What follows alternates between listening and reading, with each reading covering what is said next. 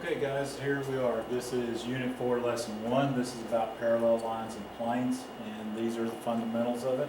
So there's going to be several definitions here, and several examples.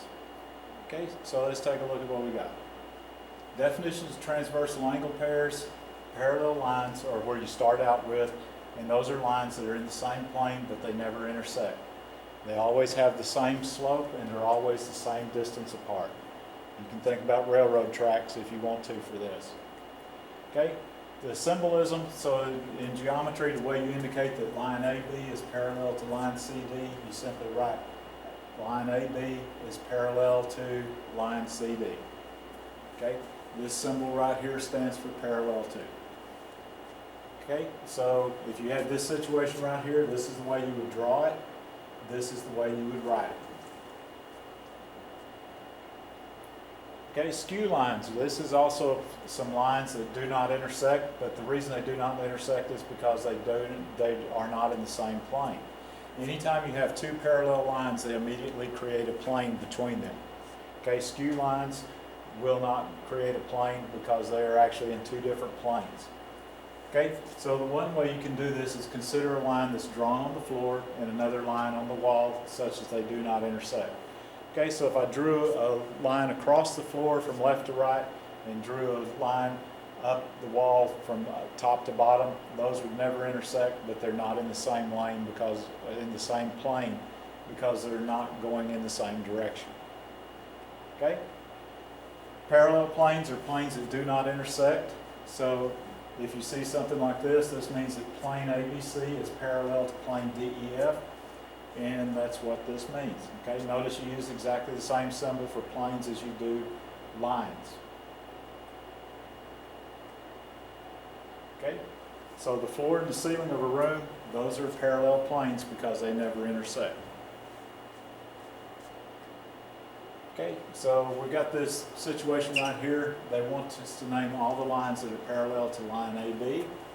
So to get all these, we're going to have line FG, line ED, and line HC. Okay? And so that's what we got here. And they may have a different order. In this case, I got FG, HC, and DE. Okay? All right. Then they want us to name a plane that's parallel to plane EFA. EFA is over here, so that means this is the plane that's on the left side of the figure. Okay, so the plane that's parallel to that will be this plane over here, and the name they chose for this one is GDC. You just need three non-collinear points to name a plane. So GDC are not on the same line, so that means that that is a good name for the plane. Okay, in this case, line AB is this one right here, and they want to know what is a skew line to it. Okay, so EH would be a skew line, and DC would be a skew line. Also, EF would be a skew line, and GD would be a skew line. Okay, so here's what they are: EH, DG, EF, and DC.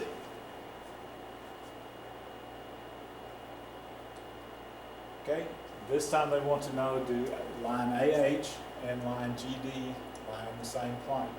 Okay, there's not a plane drawn there, but anytime you have two parallel lines, there is a plane understood to be between them. Because to be parallel, they have to be in the same plane. Okay, here they got this. They want you to consider two lines, AB and CD, that are cut by a third line, EF. EF is called a transversal. Note that you end up with 8 angles when you have this situation happen. So this is what they're talking about. You've got a line AB, line CD, and line EF. Okay, in this case, in the general case, these two do not have to be parallel to have a transversal. It still creates these angle pairs. We'll talk about it more in detail when we talk about the parallel lines being crossed by a transversal. Okay, the following defines various pairs of these angles. All definitions involve interior and exterior angles. Angles 2, 3, 5, and 8 are interior angles. So these 4 angles right here are interior because they're between the two lines that are crossed by the transversal. Okay? Angles 1, 4, 6, and 7, those are exterior angles because they're outside the pair of lines. Okay? What they want us to talk about here is alternate interior angles. Alternate means that they're on opposite sides of the transversal. So 2 and 8 will be the ones that they're talking about here because those are both interior angles and they're alternate sides of the transversal. Okay? So 2 non-adjacent interior angles on opposite sides of the transversal, that's what the definition of alternate interior is. So in this case it'd be angle 2 and 8 and angle 3 and 5 are also alternate interior angles. Okay, alternate exterior angles, once again this means they're on opposite sides of the transversal. So this means 1 and 7 and 4 and 6.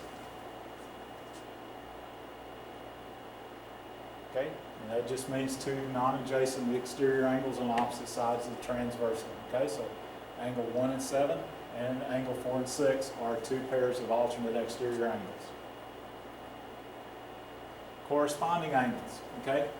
These are things that are on the same side of the 2 lines. So this is on the top of the line, so it's going to correspond with this one that's on top of the line and on the same side of the transversal. Okay?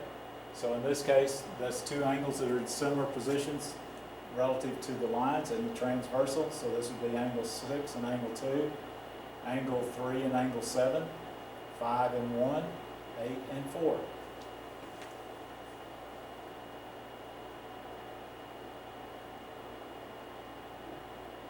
Okay, and so here's what they want us to do. They want us to classify angle 11 and 14. Let's see if we skipped a slide. Okay, I guess not. So we went from 11 to 14. So here's 11, here's 14. Okay, here's 2 lines crossed by a transversal. 11's an exterior angle, 14's an exterior angle on the opposite side of the transversal. So this makes it an alternate exterior angle pair. Okay. Example 6, they want us to classify angle 2 and angle 9. Okay, so here's my 2 lines again going this way. Here's my transversal here. So angle 2 and angle 9, because they're both on top of the 2 lines that are being crossed by the transversal, are corresponding angle pair. Okay, so these are corresponding angles. Okay, angle 1 and angle 14. This one's here, this one's here. So we don't have any, there's not a pair of lines being crossed by the same transversal that involve those 2 angles, so they have absolutely no relationship to one another other than the fact that they're angles in this same general figure. Okay, angle 8 and angle 4.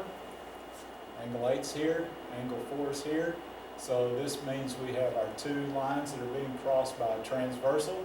So here's 8 and 4 in the same relative positions. So that gives us corresponding angles again. Okay, classify angle 6 and 16. So let's find it. Here's 16, here's 6.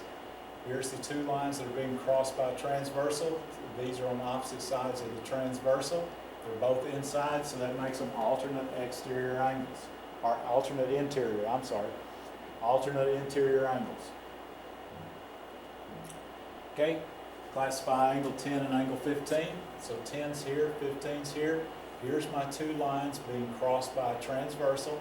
They're both inside, so that makes them alternate interior angles again. Okay, the next one is angle 5 and angle 12. So here's 5 and 12. Notice that there's not 2 lines that are being crossed by a transversal that's the same for both of these, so there is no relationship between these. Okay, example 12, angle 9 and angle 16. So notice what we've got here. We've got 2 lines being crossed by a transversal. These are outside the 2 lines, and they're on opposite sides of the transversal, so this makes them alternate exterior angles. Okay, that wraps up this one. Be sure if you got any questions that you come ready to ask them tomorrow. Also be ready because I will have 3 questions for you to answer as well. Thank you very much. See you tomorrow. Goodbye.